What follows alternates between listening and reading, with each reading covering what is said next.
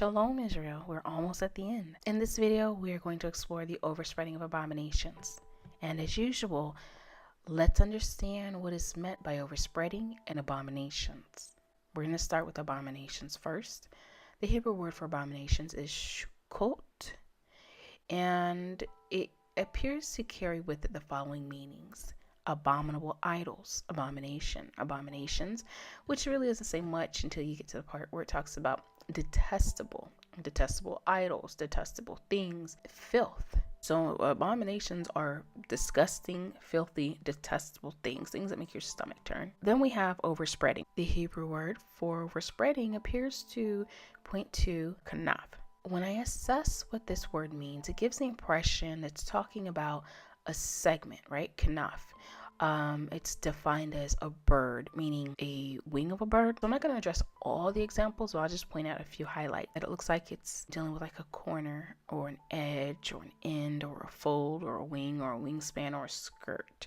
In other words, like I stated, like a segment, a outspread bird's wing, a skirt, a wingspan, a fold, cover, an edge, something along those lines. That just gives you a start and a concept of what we're dealing with. Just gives the impression that it's something that is a segment or a section that is spread out, like a bird's wingspan is spread out or overspread. This also gives us a conceptual idea to work with in understanding what is being said in this verse. I'll say in this case, the definition alone isn't enough to fully grasp what's being revealed in this passage, but it is a start and it does lay a foundation. So to obtain a deeper understanding, we must reference other scripture because we know that scripture interprets itself. Okay, therefore, we're going to go ahead and reference 2 Chronicles 3 verse 11. And in this chapter, in 2 Chronicles chapter 3, this is talking about King Solomon's temple.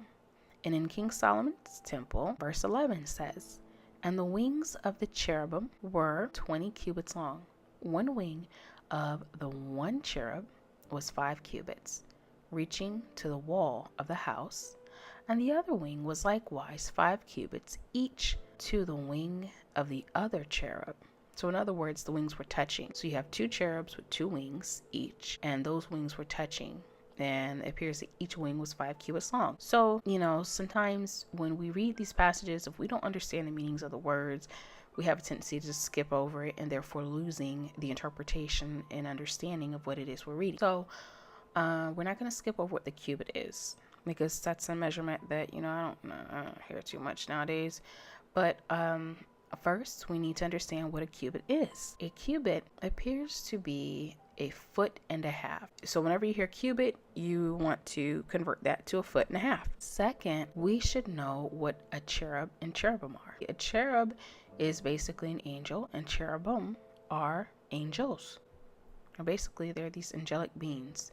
So when you see cherub, it's just a singular one angel. When we see cherubim, it's multiple angels. So now that we get a clear picture of what's being stated in 2 Chronicles 3:11, let's relook at that. And the wings of the angels were 30 feet long.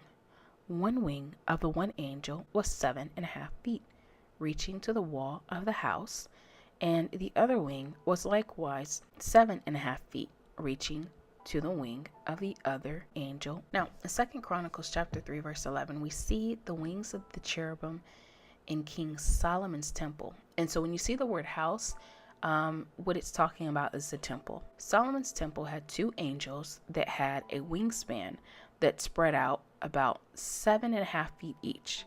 Now combined, all 4 wings for the 2 angels, they had an overspread wingspan of 30 feet. And their wingspan touched one end of the house, which is a temple, one end of the temple to the other. Therefore, we can now visualize the temple with 2 angels that have a combined wingspan of 30 feet that stretches from one temple wall to the other. One wing alone has a wingspan of 7.5 feet. Okay, so now that we have that understanding, it's important to know where these angels with the overspread wings are. Reading in 2 Chronicles chapter 3, we are told that the 2 cherubim in Solomon's temple were made in the most holy place of the house, aka the most holy place of the temple. The key element here is that it is in the holy place of the temple. Now, although this did transpire in Solomon's temple that was destroyed, it is still the key to interpreting Daniel 9:27. And this is because the scripture interprets scripture and prophecy recycles itself. So this is why it's still a very important key to understanding Daniel 9:27. So it's not necessary to venture outside of scripture to interpret biblical prophecy. We're already told in Ecclesiastes there's nothing new under the sun. So when we re-examine Daniel 9:27, we know that there will be an overspreading, right? A wing, a stretch of abomination, or a stretch of detestable things. An overspreading of detestable things. So by referencing 2 Chronicles chapter 3, verse 11, we have more insight about the overspreading mentioned in Daniel 9:27. And this insight tells us the overspreading correlates to the wingspan of the two cherubim located in the holy place of the temple. Therefore, we can confirm our understanding by referencing what Yeshua said in Matthew 24, verse 15. He said, "When ye therefore see the abomination of desolation spoken of by Daniel the prophet standing in the holy place, whoso readeth, let him understand." So in this book of Matthew, Yeshua is confirming that the abomination of desolation spoken of by the prophet Daniel in the book of Daniel is located in the holy place, just like it was located in Solomon's temple in 2 Chronicles 3:11. Just like we see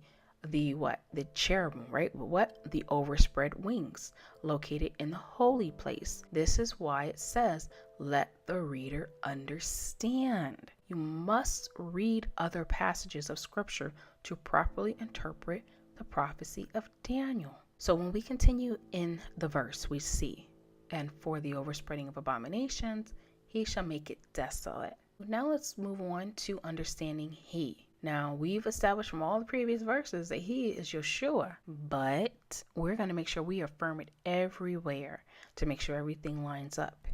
So we know that we are still talking about the same he, aren't we? Right? So the he that confirmed the covenant with many for 1 week is the same he that caused the sacrifice and oblation to cease, or Shabbat, and it is the same he that will make the abomination a desolation. But for argument's sake, let's examine Daniel 11:31, because it talks about the king of the north. Because maybe we were wrong. Maybe it's not Yeshua in this particular verse that will make the abomination desolate. Maybe it is the king of the north, aka the Antichrist, that makes the abomination desolate. Let's see. So let's look at Daniel 11:31. "An arm shall stand on his part, and they," talking about the king of the north and his people, "they shall pollute the sanctuary of strength, and shall take away the daily sacrifice, and they shall place the abomination that maketh desolate." So as we see, it's the king of the north and his people that are the cause of the abomination, because they're the ones that placed it. It says they shall place the abomination. Because of what they did, it will be made desolate. So it doesn't say that they made it desolate. It just says that they placed the abomination that makes it desolate. Because of what they did, it will be made desolate. Now, it does not say that they made it desolate like I stated. It said he made it desolate. So they placed the abomination of desolation, but he made it desolate. But we know who he is. He is Yeshua. So let's recap a little bit. In essence, what Daniel 9:27, what the passage that we're studying concerning this abomination is saying, is that the king of the north and his people will set up an overspreading of abominations. Or actually, the king of the north and his people will set up an overspreading of detestable things in the holy place of the temple that will cause it to be made desolate. Therefore, it's Yeshua who will return and will make the abomination desolate. So basically, in essence, it's the king of the north and his people that caused the abomination. And it's because of what they did, it will be made desolate. And understand that by destroying the abomination, that is a righteous act. And we know the king of the north can't be capable of anything righteous. He's so wicked. Of the two, between the king of the north and Yeshua HaMashiach, who is going to perform a righteous act of destroying something that is an abomination? None other than Yeshua himself. So it still continues. It's still Yeshua that will make it desolate. All right, thank you so much for joining me, and stay tuned so that we can finish out this prophecy. Thank you for watching, and take care.